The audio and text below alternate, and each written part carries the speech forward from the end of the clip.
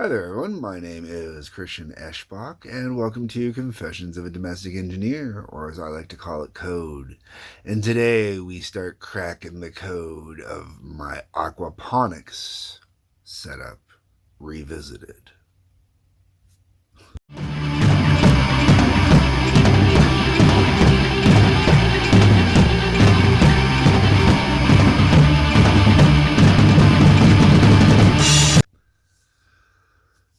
So this aquaponics setup was from 4 years ago, just so we're clear. I do not currently have an aquaponics setup running at this time, and the reason I do not have one running at this time is I had more free space at the time I set this up and was using it and running it, and it is free space I do not have right now. So let's get into this. I'm just going to hit play and have the video come up on the side here. And this time, hopefully it'll look like I'm actually looking at it with my eyes to some degree as I've repositioned this. All right, so what we're seeing here to start with is just the me trimming the basil. I regularly trimmed the basil so I could. At the time, I was making a lot of pesto. I haven't made it in a while. I got kind of spoiled having fresh pesto all the time from my aquaponics setup. I also used it for seasoning potatoes as well. When I was doing baking potatoes in the oven, I would season them using basil. Not just basil, it would be a combination of basil, rosemary, which you can see right there as well. You can see some sage shaking around in that front corner there. It'd be front right for the TV, front left for me watching it right now. Just shaking up in that front corner or whatever. Anyways, sorry. And then there's some thyme and oregano growing as well, and I, cut all that up really finely and use it. Now, what we've moved on to here is me moving my aquaponics setup. Where you see it currently set up, it was in my kitchen at the time. And when I had set it up, I was the only one living in the house. So having it in the kitchen was no problem. It was fine. Didn't cause anybody any problems or aggravation. Then I realized that it was really in the way. I kept hitting my head off of the light because of where it was positioned. It was just a really bad position. So I decided I was going to move it. And it also didn't make sense to have all the freezers way over on the other far side of my aquaponics setup, and then have the aquaponics setup, and then have my kitchen. So I wanted to shift stuff around, and you can see here what I'm doing is I'm just putting the foil up. Now that foil that I'm putting up there, that is just foil that is for hot water tanks. That's all it was. It's just the wrap that goes around hot water tanks. And it works really good for reflecting the light and keeping the light in and helping hold the heat in and everything like that. I had used it down in the basement before. I had used it in various circumstances, and as you can see, I had tested it out with the one unit that was already up and running there.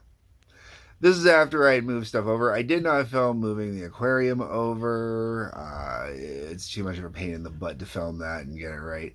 As you can see, even here, I've got the camera mounted on the truss, so it keeps shaking as it's going. And this is also way obviously in high speed. This is at 4 times the original speed.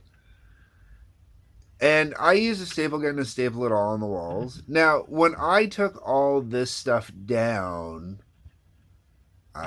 years afterwards, it was quite a while afterwards, I took all that foily looking stuff down. There was no damage to the wall behind it or anything like that. It had done a good job of keeping out all the excess moisture and stuff. And I was just using a staple gun to put it all up. That's it. Taking it down didn't go so great, but it didn't leave a lot of holes in the wall, and the holes it did leave, just quick plaster took care of it. That little brace you saw me put up there, that was purely to keep it from sitting directly on the light. I can fix it on the one side by stapling it up higher on the wall, which I do, and stapling it, better into the ceiling and using tape and stuff like that, which I did do. Tape doesn't work so great. tape had a tendency to come down. So staples were really the way to go with it. But I can't staple the whole way up across the ceiling. I could, but it would get messy. And then this here, you'll see as I go, was built as a flap. This is me cutting out the piece on it. Just a nice, simple, basic flap to help keep the light in, because there was other stuff there. One of my roommates at the time, Dawn, shout out to Don Richard, who, got me backstage for Alice Cooper. His computer was right there, and this thing drove him up the wall when I had it running, because it was always messing with the view on his computer screen, totally messing with him. Drove him nuts. But this is it, all put together, taped up. Used duct tape there to help keep it all in place, try and keep some of the light out. Now what we're going to is me prepping for getting some plants ready to put into those little cubes. Those little cubes are rock wool, and what I'm coating them with is basically growth mix, a little non-organic stuff to get them going. And I put them in there, and this is in the very beginning to get it all up running. You can see I'm doing cuttings, so I'm going to be getting more sage going. I was just going and going and going to see how much I can honestly do, and let me tell you, it got to a point where I was growing so much it was insane. And this is only a small step. You'll see that, not in this video, but in videos coming, I actually start elevating up with this. I got quite the rig going at one point. It was quite fun and quite the learning experience, to be totally candid with, some ups and downs. Alright, now there's not really too much for me to really describe here. I just basically, I take it, put it into the rooting gel, then put it into the rock wool. Take it out. You can see my cajon over to the side there, not to be mixed up with my cajones, just my cajon, my little box to beat on. Like to be the madman with a box. Anyways, so yeah, this is just a whole lot of sage. Sorry, my apologies. I've started doing some basil here as well. And with this methodology, all this stuff really took off, and it super flourishes. I mean, I had it flourishing so well, and it was growing so fast and so crazy. And here, I think I've only got the 2 tanks running at the moment. Yeah, I can see I've only got the 2 tanks running. The one that I'm actually doing the work on isn't even up and running yet. That's just a little spray to help out with nutrients.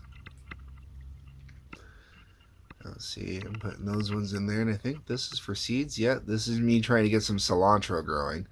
Now, these were very old cilantro seeds I was trying to use. They didn't grow for crap. And then here, I'm getting into some other seeds. I believe these were the lettuce seeds.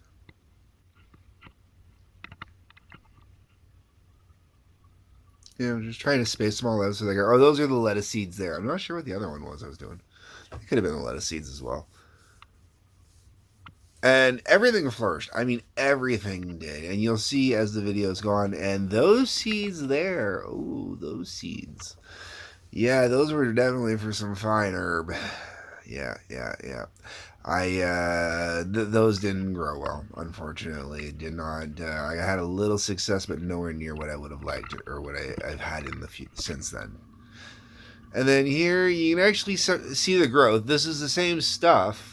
Those seeds are the little lettuce seeds I had planted, and you can see how much the sage has taken off, and the basil's going as well. And this was about a week later, I think, not even a full week later.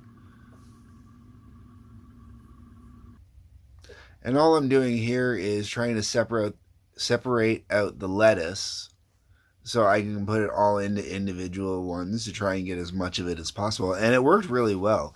I lost the odd lettuce plant here and there, but most of them, I got them to get to the point where they completely self-seeded while they were still in the hydroponic setup, or the aquaponic setup, sorry, and it was like it was no big deal.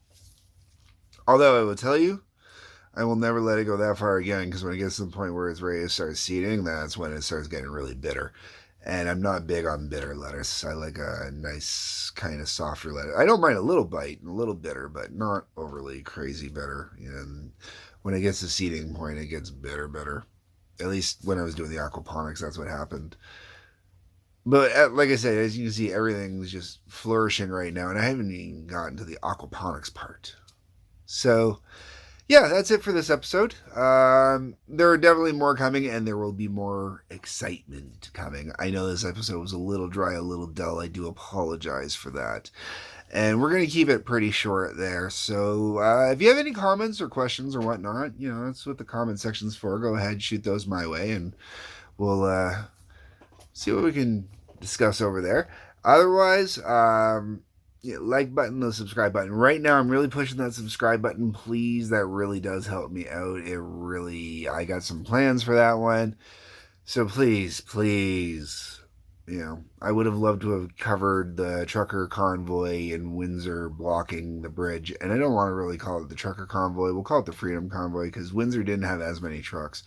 I really would have liked to have covered it live from when I was down there, instead of having to edit it and upload pieces or stuff like that.